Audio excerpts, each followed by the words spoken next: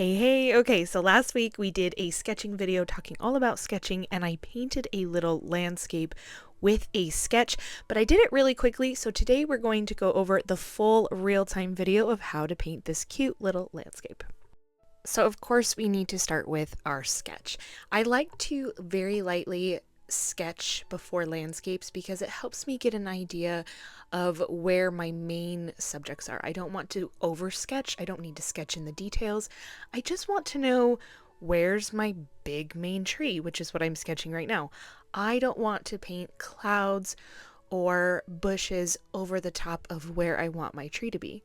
Same with if I have a mountain range or some rolling green hills or a path or some fence posts. I want the general idea of where those objects are so that I'm not painting over them and losing my highlight and my light values early on.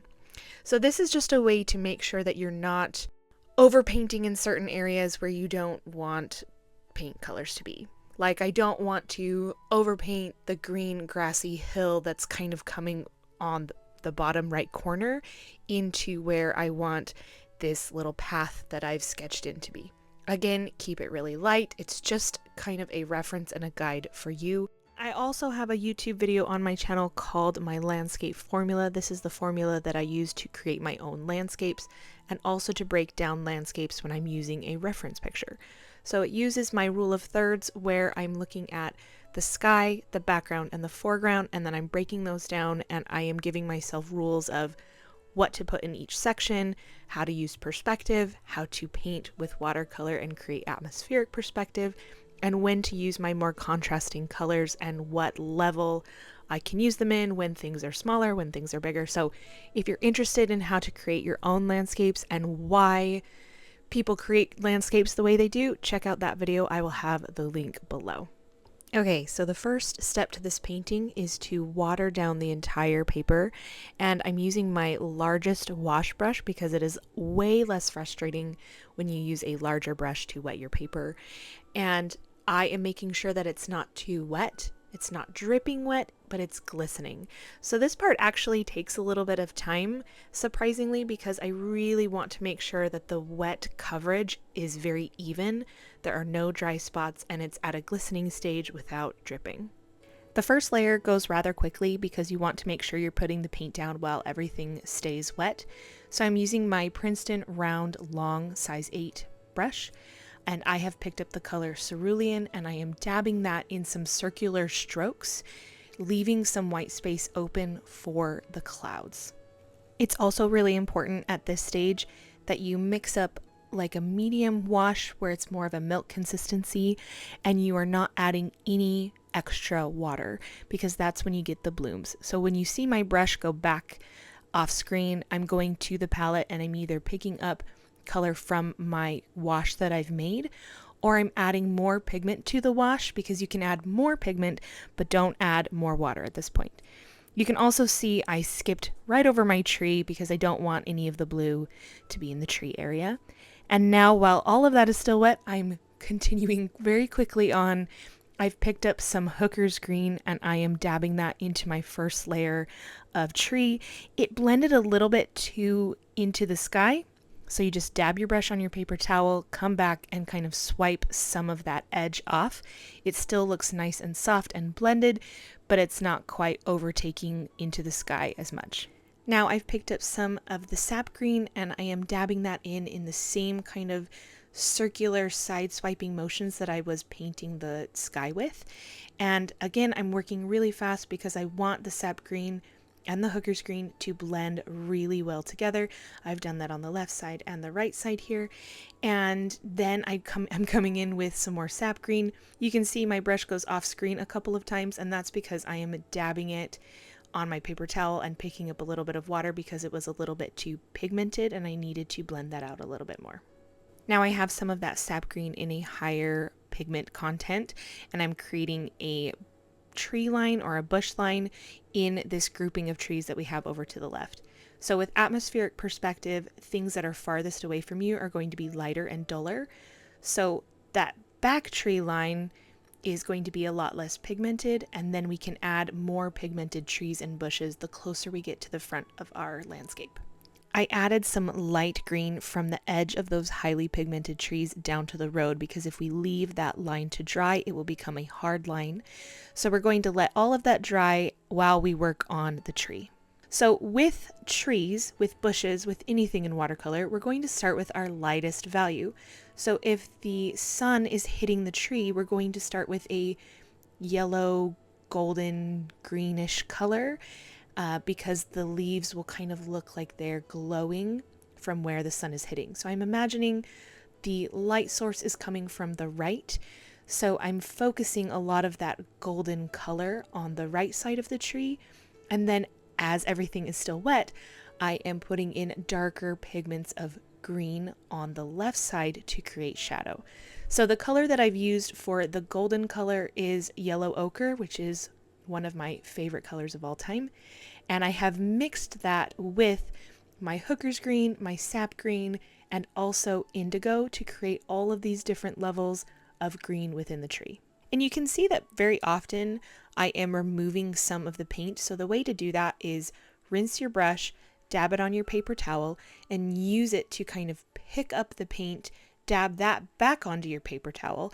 And the reason I like to do this is it returns the highlight or the light value back to the area that I'm removing the paint from, but it also blends two colors together really well.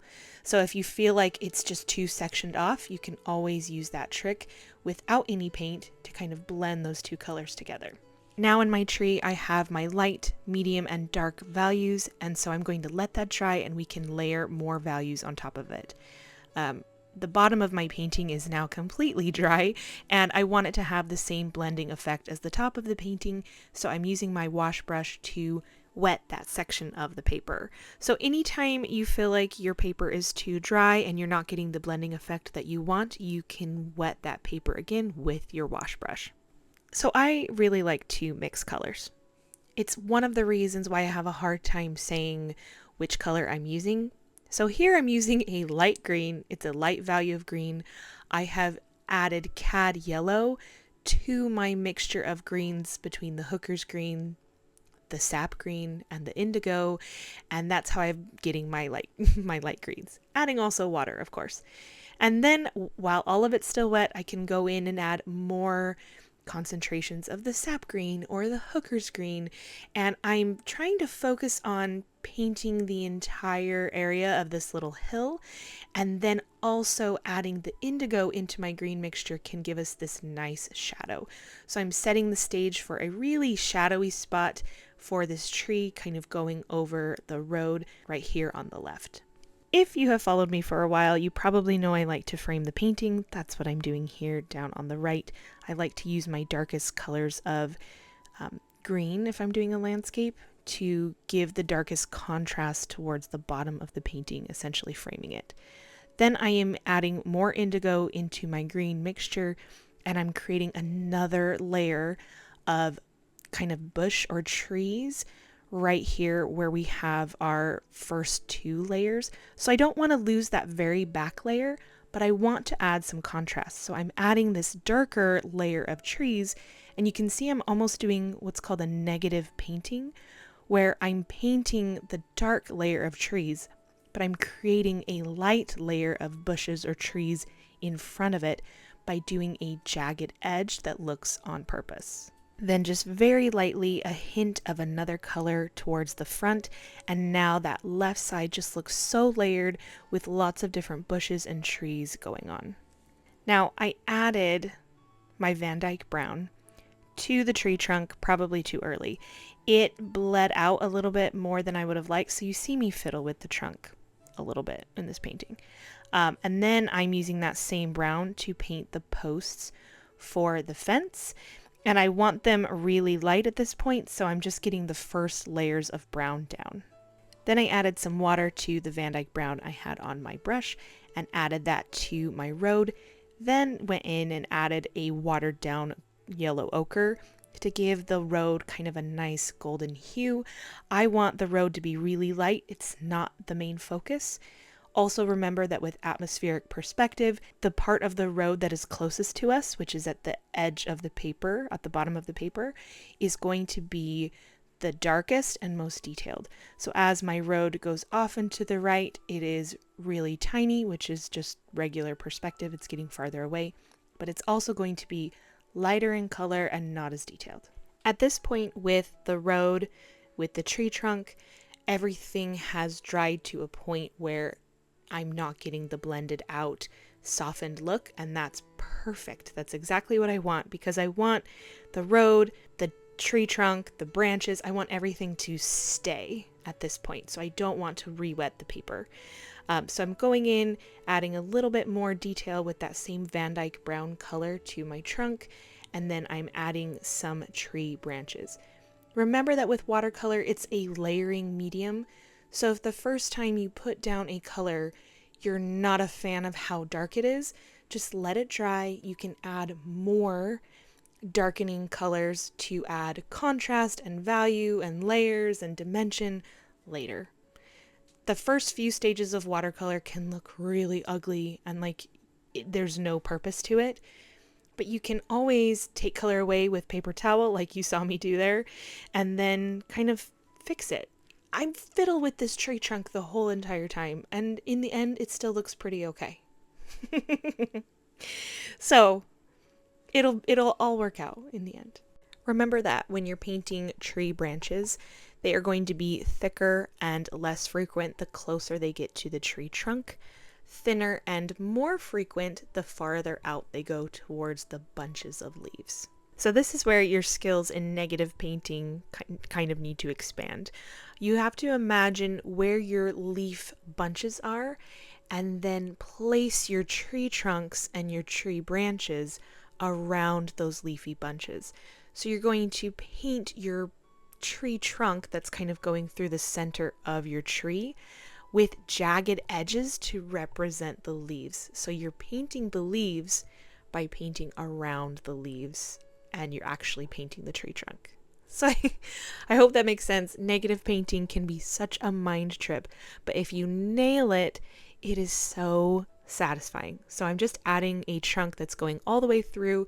Again, it's going to be thicker the closer it is to the base and more narrow as it gets to the top of the tree. I've also focused a lot of the brown color on the left side of the trunk so that we have a nice highlight from our light source coming to the right. Now I've got a mid-wash of some of the greens that we've been using, and I'm using that to create a detailed stroke.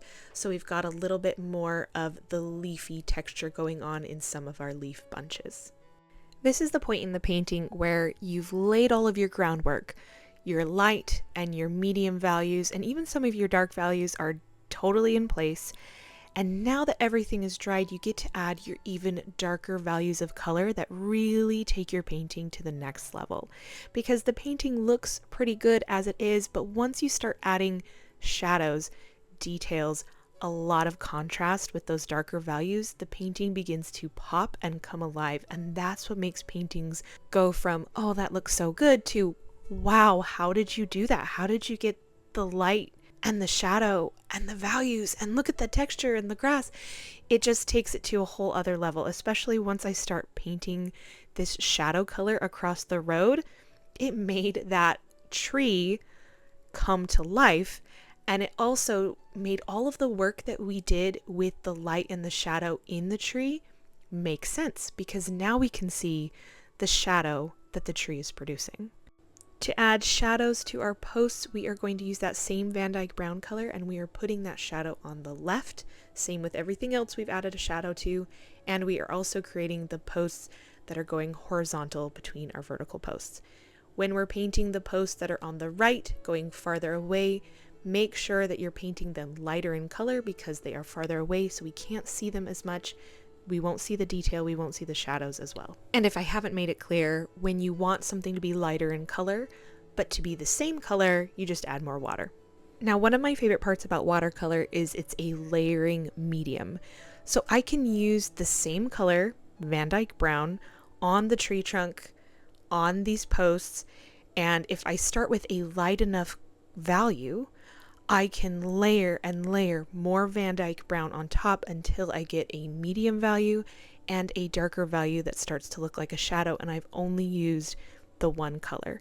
I prefer doing this instead of using a gray or a black or, making it a different, deeper color, because it looks really natural, because in real life, we're not necessarily adding black to the tree trunk. The tree trunk is the same color, it's just looking like a darker version of that color.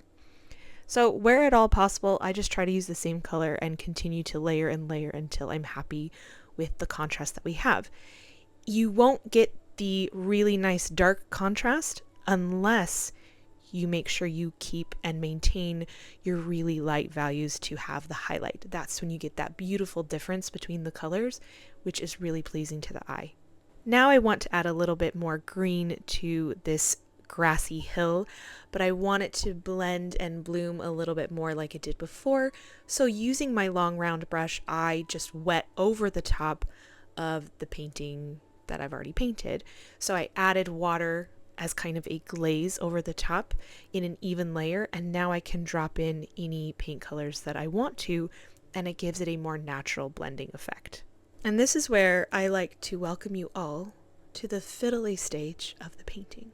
This is where we fiddle and we make tiny strokes, and I don't know if that makes a difference, but it helps me. It makes a difference in my head because we fiddle till it looks good. We just keep making fiddly strokes. Here's some more fiddly strokes. We're making some more leafy strokes in the tree, but I like it. Just don't do too much. Do a little bit.